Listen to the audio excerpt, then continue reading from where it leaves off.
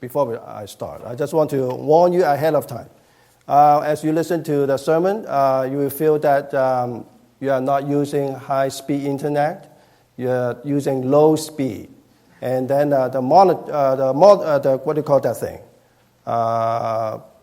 You use the internet, what do you call that? A modem.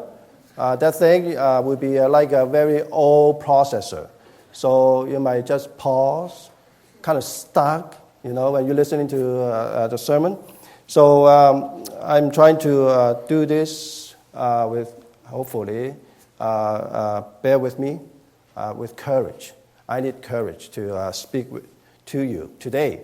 So let's turn to Psalms 139. And if you'd like to turn on your whatever eye or... I don't mind, as long as you are reading the Word of God. And there's a story about census. There's a census taker. She goes to a home, and then there's a lady, and she has a big family. And so this census taker asking her, how many children do you have? It's very simple questions. How many? But this mom loved all her children, and then she started to name them one by one. Andrew. Michael, and then Matthew, and then the census taker said, okay. Actually, I just need to know the numbers. How many children do you have? But the mom said, no, they are not numbers. They have names. For Revenue Canada, I think each one of us has a number, but in God's sight, we have names. God knows each one of us. So today I would like to look at Psalms 139, and I would like to have 3 points to share with you this morning. So the first point I want to share with you is the scope of God's knowledge. So verses 1 to 6. If you look at verse 1 particularly, O Lord, you have searched me and you know me. The word Lord, I think you already know. And the word is a covenant relationship word. God has covenant relationship with his people.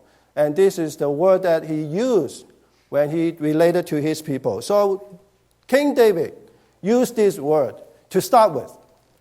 This God knows me, not just a creature, but actually he has relationship with me, and which is a very important. It is the foundation when we relate to God. So this is the starting point. God wants us to know he would love to have a relationship with us, and this is how David started. And then he says, search me. The word search in original language meaning dig something out. You see if I can turn the PowerPoint.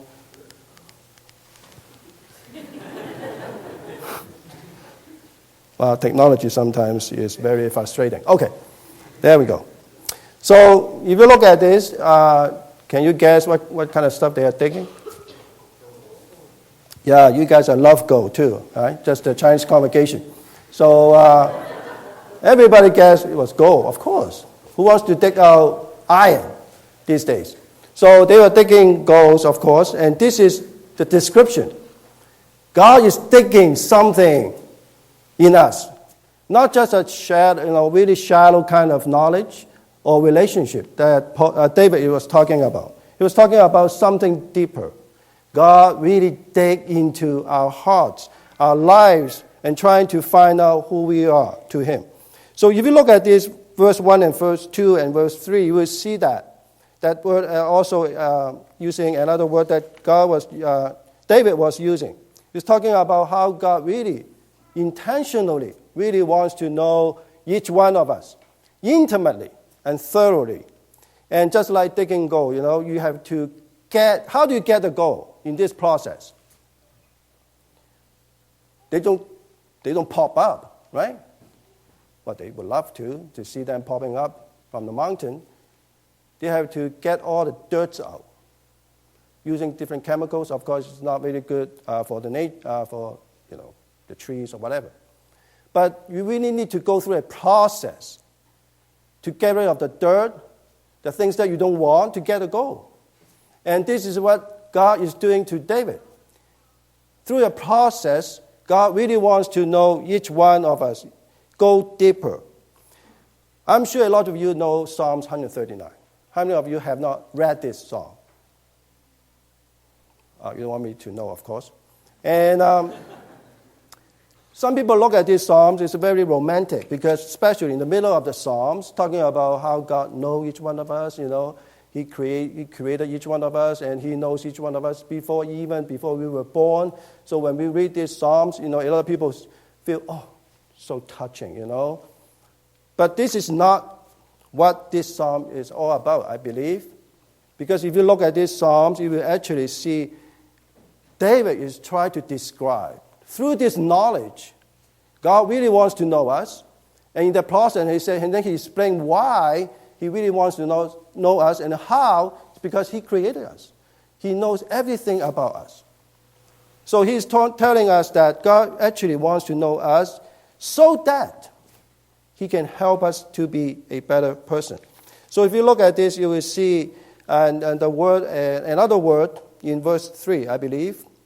And it's talking about discern. The word discern is also talks about something similar. Your name again, Sam? Yeah. So in those cultures, I think a lot of people still doing something like that to get the crops, the process. Even in China, many years ago, I think this was the process to get whatever we would like to eat. Again, David is trying to tell us this is like a parallelism. In Hebrew scriptures, parallelism is very important. So it talks about discerning something very similar. God is trying to get something in our lives that they should not be there. When it comes to relationship, I think a lot of us really would love to see, we would like to know each other better. You love that person, those good stuff. But we were taught we need to love those, not so good stuff too. But in this relationship, I think David is telling us that he really wants God to come and to help him. So a lot of time I think maybe you are afraid, I'm afraid, when we're reading this passage, thinking, wow, God really wants to dig in, He really wants to screen out all these things about me. He really wants to know me, and I'm kind of scared, because really, a lot of stuff that I don't really want people to know. And in Canada, the culture is you have to be very, very what? Nice. In Toronto, my church people, they are very nice. But this is part of who we are. We have to be nice. But actually, in our lives, in our hearts, we are not that nice. And God knows. And there's a story about corns. There's a farmer. He has a patch of farm, He has a corn, but the yield was not good that year. But his neighbor was wonderful. Big harvest. So he was kind of, why? What is the reason? So he just tell his son, let's go and borrow some corns and see why our neighbor's corn is so good. So he just walked with his son, to the corner, away from the home. And he was about to borrow some corns. And then, human nature, what does he do before he starting to reach out? What will you do? Do you know how people catch thieves in a mall? They're starting to look around. Those security knows, they know when you want to steal something, you behave differently. So this father was about to borrow some corns, so he looked around, front, left, right. And then he was about to reach out to borrow some, and then his son behind him poked him. What's wrong with you, son? And then the son said, Dad, you forgot to look up. Oh, you see, this is our lives. A lot of time we think we can hide from other people.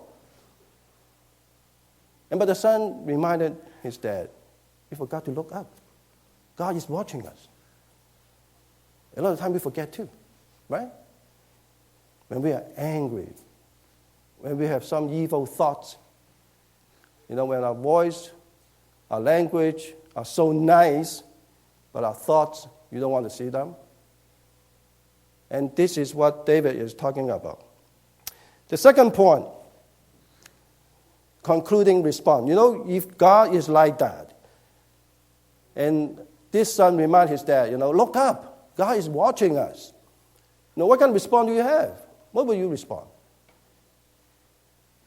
You might be say, I need to behave. I kind of scared because God is watching me all the time. There's no freedom. I would rather, hide somewhere dark and then do my own thing. We try, honestly. But I don't think this is the response, because if you look at verses 23 and 24, please look at 23 and 24. It's a concluding statement of this song. And it's a very important 2 verses. They are important because in Hebrew language, they don't usually use verbs. One big sentence, maybe 2 or 3 sentences, there's only one verb, usually. It's a very simple language, Hebrew. Supposed to be. But I studied 2 years. It's an alien language. It's impossible to understand. But in these 2 verses, there are 6 verbs. If you're a Jew, you read this song, you come to these 2 verses, you will pay attention. Because there are 6 verbs in these 2 little sentences. And it's very unusual in those days. So if you look at these 6 verbs, they are all the same. We call it imperative, a mood of commanding. If you look at these verses, you will come to the conclusion, David actually, you would think he was commanding God to do more searching and to look at in his life more. But this is not so natural. So I do more digging. Then I believe, and someone in the books tell me that imperative sometimes, not all the time, most of the time is command. But this time, sometimes, is used as a permission, granting permission, communicating a request. So David was not commanding God to do more searching. He actually gave God permission or doing a request, asking God, say, God, come and do more searching in my life, because in verse 1, that search is a perfect tense in Hebrew, meaning something happened in the past and then the effects carry on up to now, which is very good. But in verse 23, it's an imperative. David actually is asking God, it's not enough to find out who I am, my life, things that nobody wants to know. I don't want people to know. But God, I want you to come. Continue to come. This is how he ends his Psalms, verse 23 and 24. It's a parallel. If you look at verse 23, you will see the parallelism working.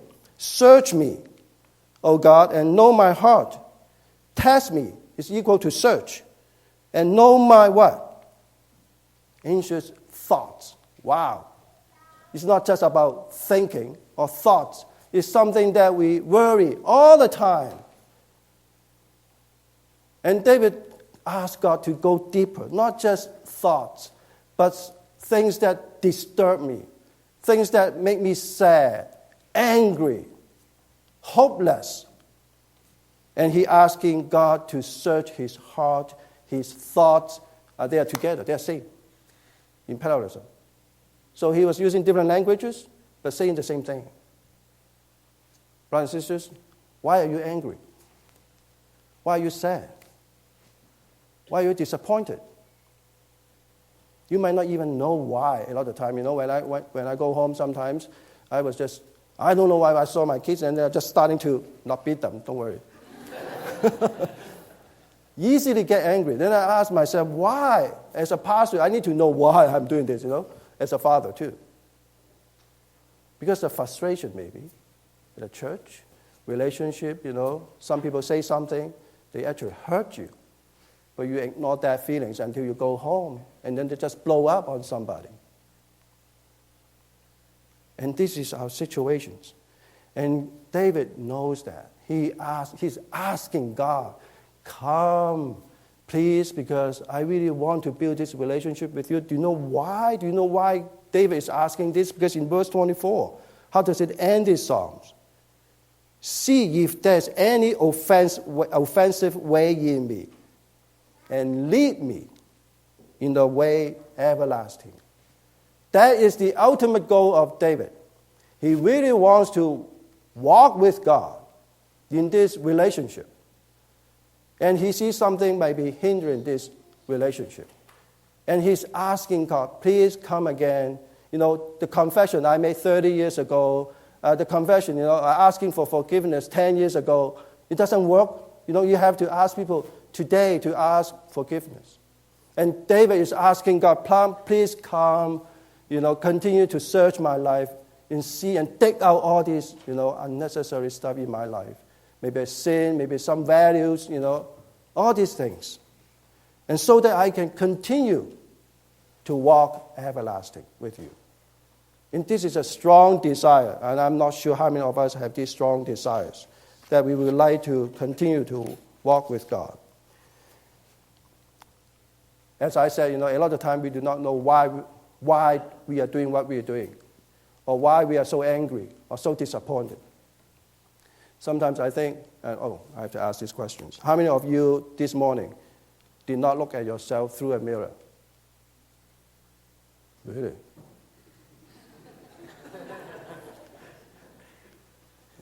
Don't worry, you still look pretty good. Nobody raised their hand in the Chinese congregation. I'm sure every one of us look at the mirror to see how we look. Brothers and sisters, if you really want to know yourself better,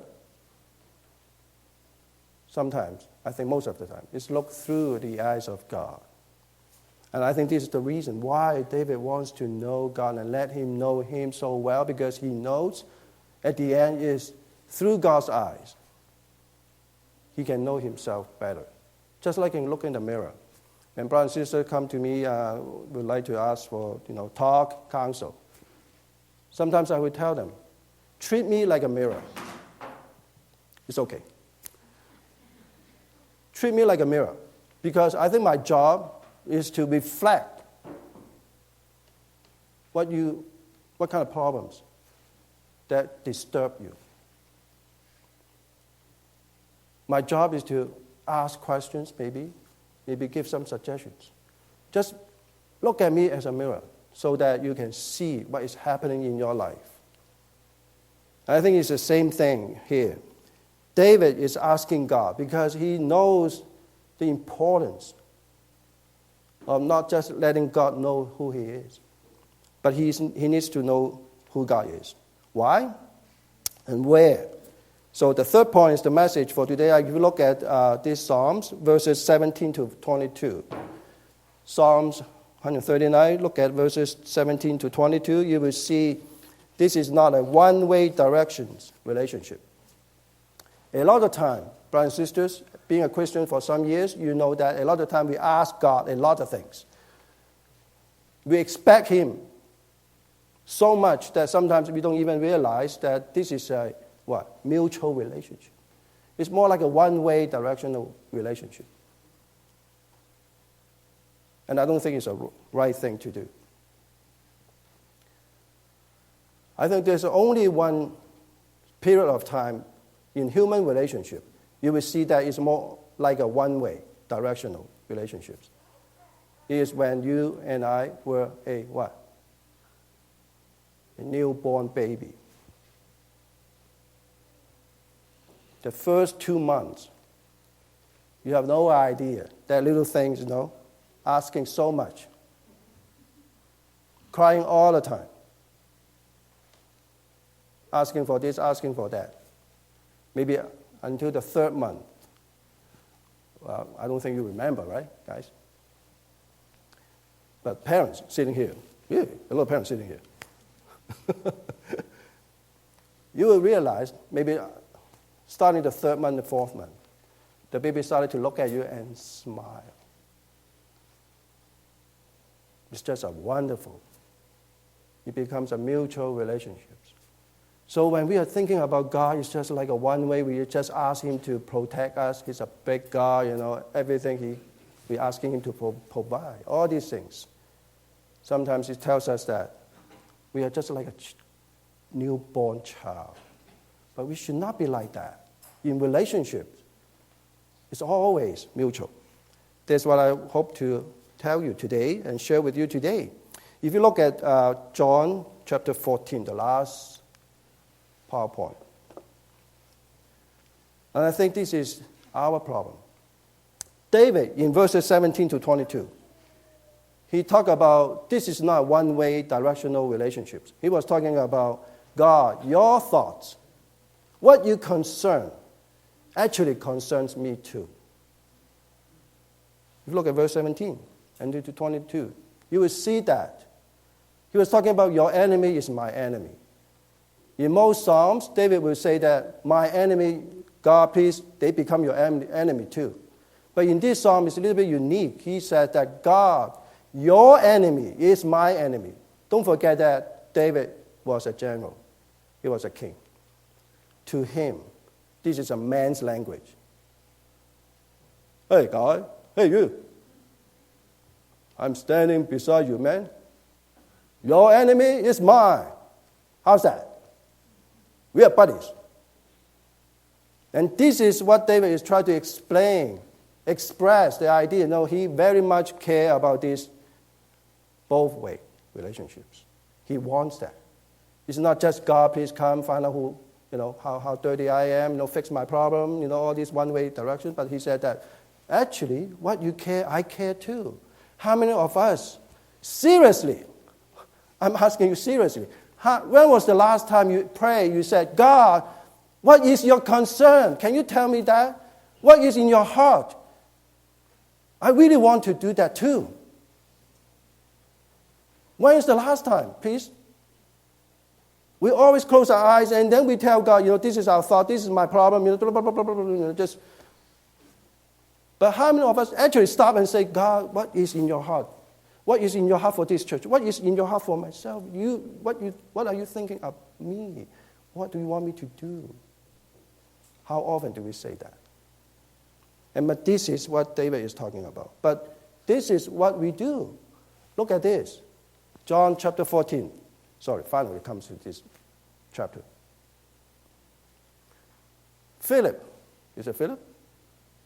Yeah, Philip said, Lord, show us the Father, and that will be enough for us. Pastor, show us who God is. Can you send the link to me? When I have time, I will take a look at it. And then you open up your whatever, and then click the link. Oh, nowadays people love to not watching movie. Movie is too long. You guys love to watch clips. 5 minutes to be wonderful. 3 minutes, perfect. Don't give me 15 minutes sermon. This is how we know God. Show me, through PowerPoint, through pastor preaching, show me this, show me that, but let me decide whether I believe it or not. And this is how we relate to God a lot of time. And I don't think it's right. We have a lot of information these days. Information overload. A lot of time I could not even read the whole email. So long. I just read the first 2 lines and then the bottom 2 lines. Okay, I know what you're talking about. We pretend we never see those emails sometimes. Because information overload. But how much knowledge do we really have? I'm asking you.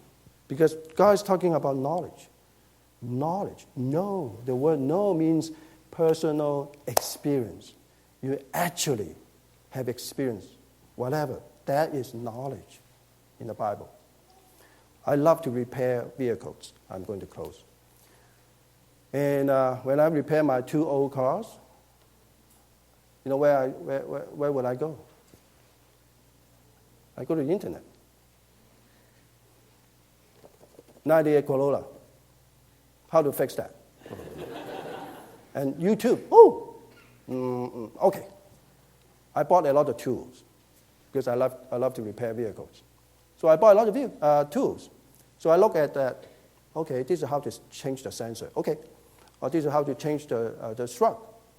So I changed all 4 struts on my Corolla. But a lot of time, my successful rate is about 50%. Because when I look at the YouTube, it's an information how to fix it. But every time I open the hood, I try to start fixing it, they're not the same. I have to improvise. And sometimes I'm afraid to break some bolts, so I stop. Sometimes just I don't have the right tool, so I stop. And sometimes just, I'm not sure what to do, so I stop. I couldn't follow the information that I have.